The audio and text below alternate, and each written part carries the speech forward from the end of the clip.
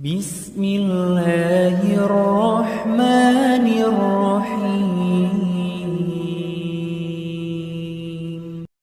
Tema kita pada kesempatan kali ini bencana alam sebagai momentum introspeksi diri untuk menjadi pribadi yang lebih baik. Ada yang disebut dengan takdir, ada yang disebut dengan sebab akibat. Sebab akibat itu adalah ketika kita ambil pisau, lalu kita potongkan ke urat nadi, lalu darah pun muncrat dan kita mati. Maka ini hukum sebab akibat. Orang yang penuh dengan kesadaran, lalu dia pergi ke tengah jalan, lalu lintas hiruk pikuk, lalu dia ditabrak truk, pecah kepalanya, mati dia. Hukum sebab akibat. Nah, apakah bencana, kita ambil sampel contoh banjir. Apakah banjir itu sebab akibat? Sebab dari perbuatan kita, efek dari suatu perbuatan lalu muncul suatu masalah. Maka lahirlah banjir bandang. Nah, ini perlu dianalisa lebih dalam supaya kita tidak terkeliru. Jangan sampai banjir akibat dari perbuatan manusia dengan penuh kesadaran, tambang liar, mendapatkan izin, lalu kemudian penebangan hutan. Lalu setelah terjadi, orang dengan enaknya saja enteng berkata, mari kita beriman kepada takdir baik dan takdir buruk. Ini pembodohan. Agama itu bukan opium seperti yang dikatakan Karl Marx. Nanti membenarkan ucapan Marxisme bahwa agama itu hanya opium saja. Ditebang pohon dengan penuh kesadaran. Otomatis kalau pohon sudah tebang, hutan gundul, maka tidak lagi ada akar-akar pohon kayu yang menahan air. Lalu kemudian ketika banjir bandang datang, kita hujan lebat datang, kita kebanjiran. Ketika panas terik, kita kebakaran hutan. Hutan sengaja dibakar. Maka jangan sampai kita membodohi umat ini. Nah, ini semua adalah ulah perbuatan manusia. Zaharal fasadu fil barri wal bahri. Sudah terlihat kerusakan secara jelas fil barri di daratan, wal bahri di lautan, bima kasabat aidin nas, akibat dari perbuatan tangan manusia. Dulu ketika Allah mau menciptakan manusia, apa kata malaikat? Ataj'alu fiha man yufsidu fiha wa yasfikud dima. Untuk apa kau ciptakan mereka ya Allah? Mereka hanya akan dua. Yufsidu fiha, membuat kerusakan, wa yasfikud dima, dan menumpahkan darah. Ini yang terjadi sekarang. Begitu indahnya karang di dalam lautan, tiba-tiba saja ketika saya menyelam di salah satu daerah, saya lihat sama seperti batu kerikil-kerikil. Mana warna-warna yang indah? Ini dibom, Ustadz. Orang mau nangkap ikan dibom. Dulu orang nangkap ikan itu dengan jaring, dengan pancing. Sehingga yang terjaring, terpancing hanya yang besar-besar saja. Ini dibom. Sampai cucu-cucu ikan pun mati sekalian. Lalu apa yang akan dimakan oleh anak cucu kita di masa akan datang? Ikan-ikan yang tidak mestinya dimakan, ikan hias, habis semuanya, mati semuanya. Dan tidak dimakan, tidak dinikmati. Andai ikan-ikan yang terapung itu masuk ke dalam kaleng, lalu dikirimkan ke panti asuhan, panti jompo, anak yatim, pondok tahfiz Quran, anak du'afa, masih ada positifnya. Dibiarkan mengapung, memutih di tengah lautan. Yang besar-besar diambil, yang kecil. Ini adalah kejahatan yang luar biasa. Maka dalam Islam memang ada maaf, fa'fu wasfahu, maaf berdamai. Tapi dalam Islam ada hukum. Ada hukum yang mesti ditegakkan. As-sariqu, pencuri laki-laki, was-sariqatu, pencuri perempuan, faqta'u aydiyahuma, potong tangannya. Az-zaniyatu, pezina perempuan, waz-zani, pezina laki-laki, fajlidu kulla wahidin minhuma mi'ata jaldah, cambuklah dia 100 kali. Maka Islam tidak hanya sekedar memberikan maaf, marilah kita bertoleransi, marilah kita berlapang dada, tapi juga Islam mengajarkan ada punishment, ada hukum, dan itu ada pada orang yang diberikan amanah. Uli, orang, amri, urusan. Ulil amri, orang-orang yang kita berikan amanah. Saat kita mencoblos mereka, itu bukan sekedar menusukkan paku di atas kertas.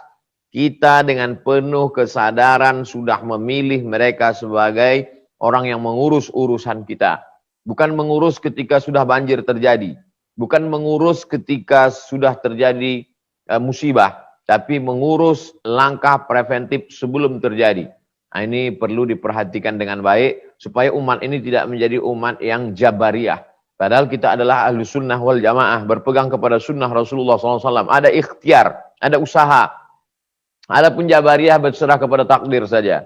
Terjadi banjir bandang, ya sudahlah. itu sudah ketetapan Allah. Betul. Nah, ini yang fase kedua yang ingin saya sampaikan adalah qul la yusibana, katakanlah segala yang terjadi di atas muka bumi. La yusibana illa ma kataballahu lana, kecuali sudah ditetapkan Allah Subhanahu wa taala.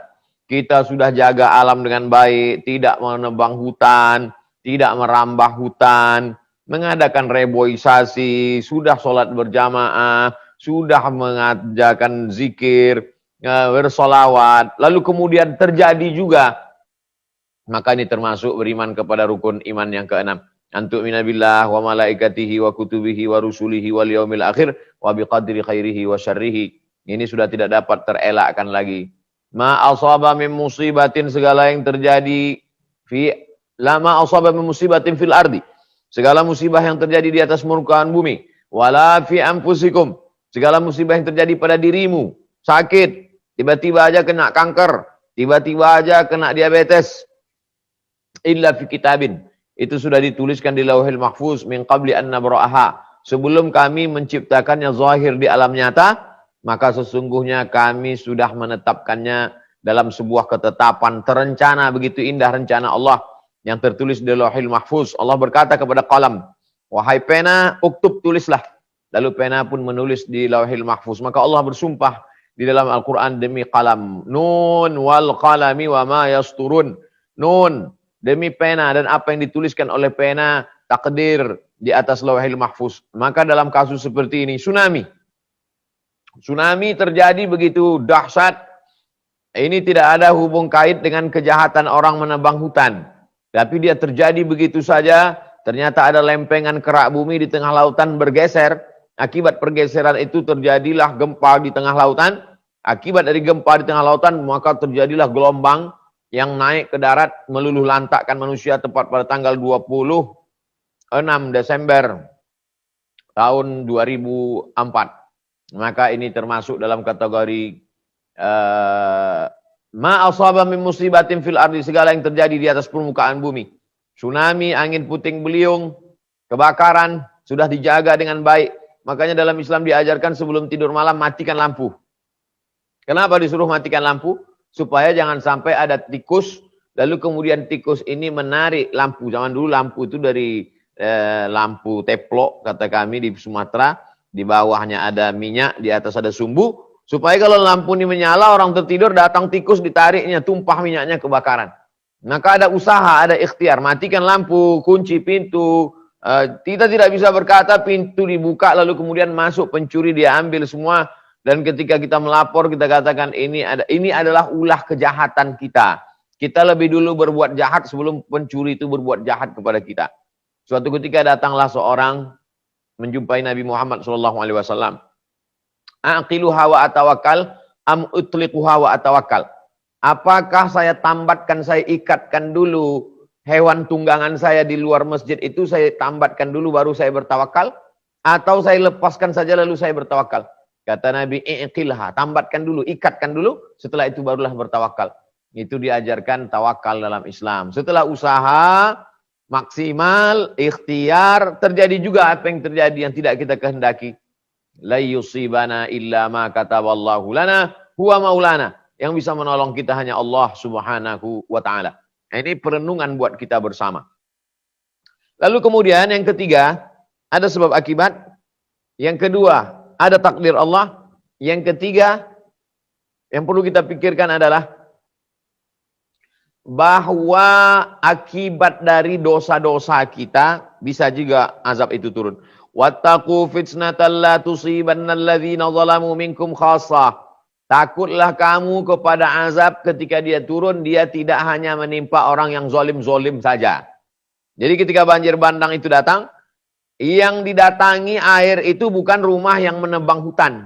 Bukan pimpinan proyek-proyek illegal logging. Yang diluluh lantakkan itu rumah-rumah imam, rumah ustadz yang tidak bersalah, rumah guru tahfiz Al-Quran.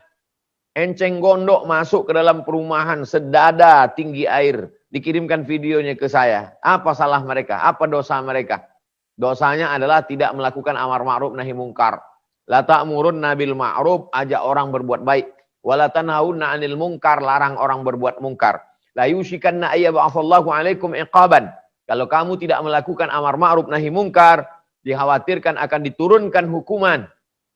Ketika hukuman itu turun, summa tad'unahu, lalu kamu berdoa minta kepada Allah, fala yustajabu lakum, doa kamu tidak dikabulkan Allah. Mengapa terjadi musibah? Karena umat meninggalkan amar ma'ruf nahi mungkar. Itu ada hutan ditebang, digundul, illegal logging, hutan diambil. Ya nggak apa-apa, yang penting tidak mengganggu rumah kita. Hutan kan masih jauh dari kota. Ribut mahasiswa unjuk rasa. Pak, Ibu, itu ada orang sudah menggali tanah-tanah kita. Mereka mengambil nikel. Ini tidak ada izin dari negara, pemerintah. Ya udah nggak apa-apa, yang penting mereka mau nyumbang. Yang penting mau menolong kita. Toh mereka juga ngasih ke masjid. Tidak ada amar ma'ruf nahi mungkar. Kuntum khairu ummah, kamu adalah umat yang terbaik.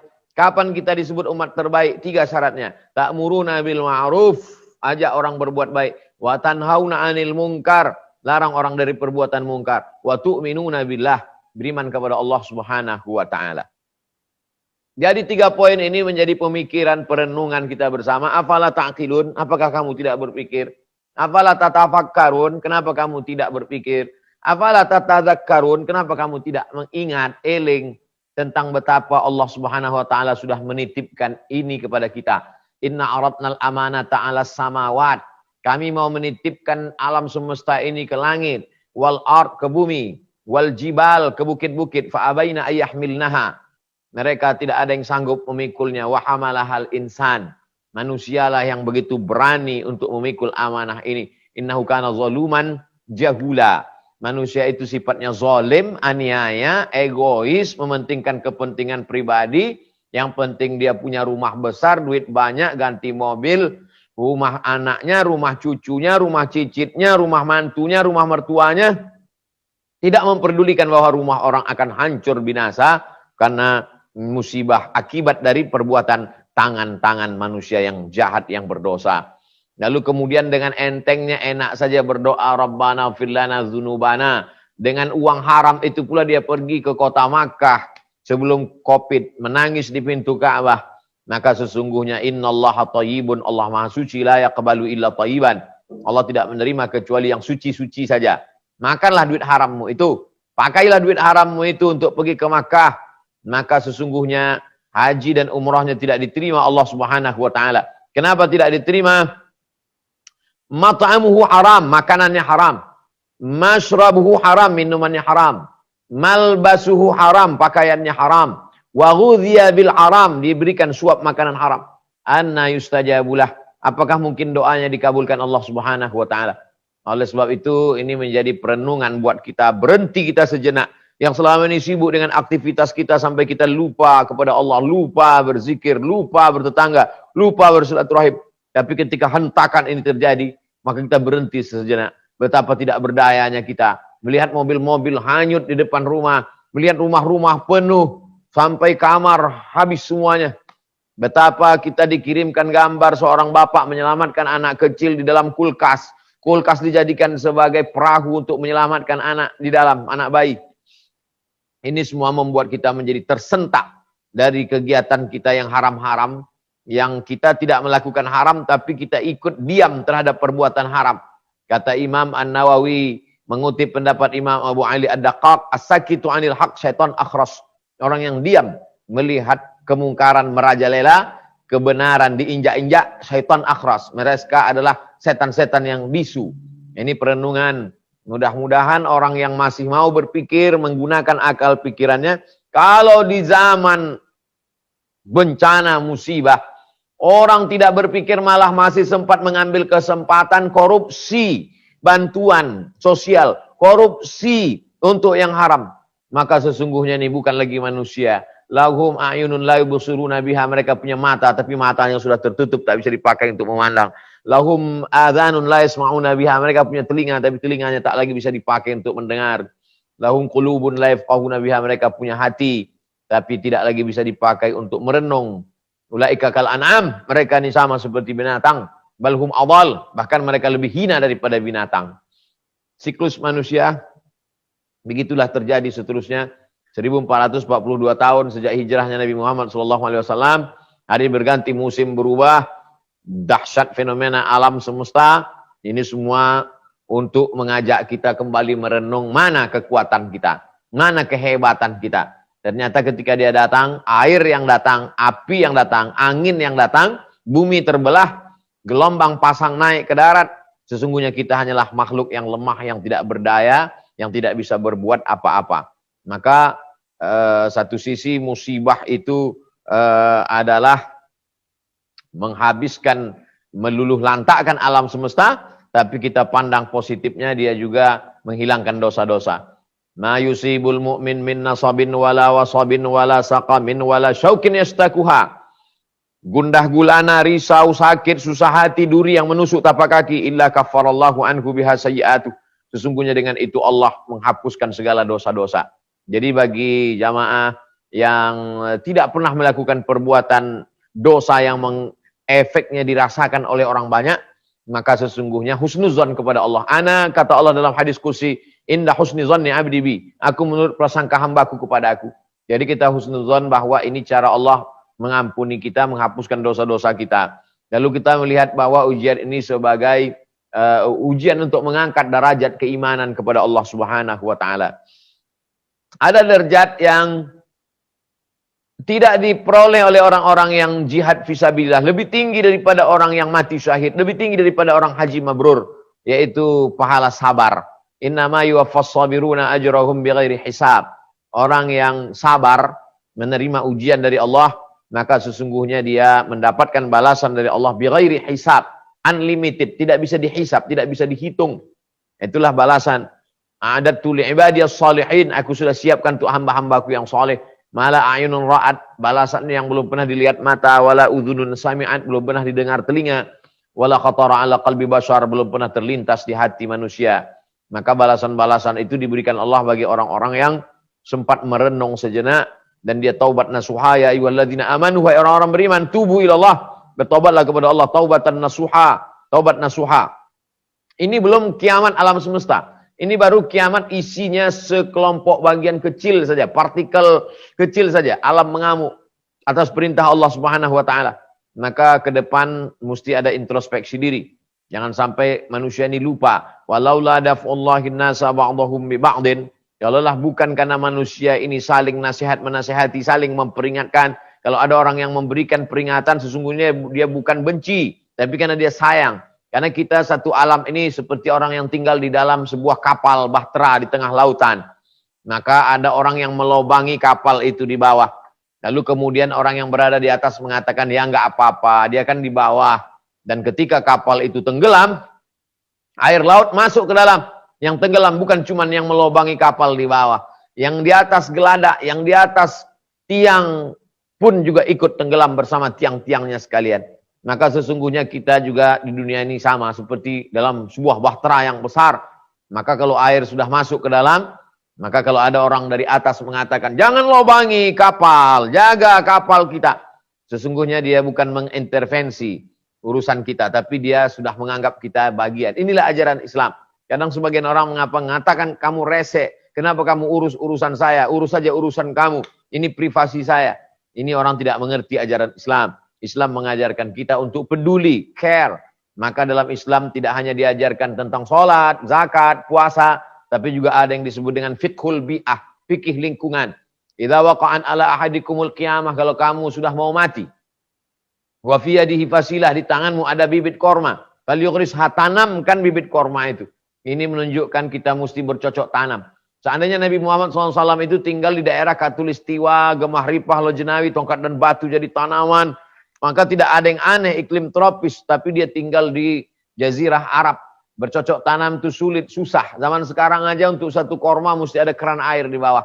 Tapi dia mengajarkan, mari bercocok tanam. Bagaimana dengan orang yang sudah ada pohon tanaman, dia tebang. Man qata'a sidratan, siapa yang memotong sebatang pohon sidir, sawwaballahu ra'sahu finnar, disungkurkan Allah kepalanya dalam api neraka. Sebatang pohon sidir kau tumbang, maka Allah sungkurkan kepalamu dalam api neraka. Bagaimana kalau engkau menebang 1 hektar, 2 hektar, satu hutan belantara, rata dengan tanah, kayunya kau jual, dapat duit banyak. Mestinya ada aturan, peraturan, mesti ada hutan lindung. supaya hewan-hewan tidak mati, komunitas, ekosistem tidak rusak. Tapi apa yang terjadi? Di tepi lautan mestinya ada mangrove. Maka ketika datang gelombang, maka air itu tidak terlalu besar sampai ke pantai karena dia ditahan oleh mangrove. Tapi apa yang terjadi? Mangrove dirusak, tidak ditanam. Maka air langsung saja dari lautan naik sampai ke darat, sampai ke kota. Habis meluluh lantakkan. Ini semuanya adalah akibat dosa manusia yang dia pun sendiri mati dalam dosanya. Dan yang lebih menyedihkan adalah yang mati dalam dosanya bukan dia, bukan anaknya, bukan keluarganya. Orang-orang yang tidak bersalah pun ikut juga menanggung derita akibat dari perbuatan tangan manusia yang tamak dan rakus tadi.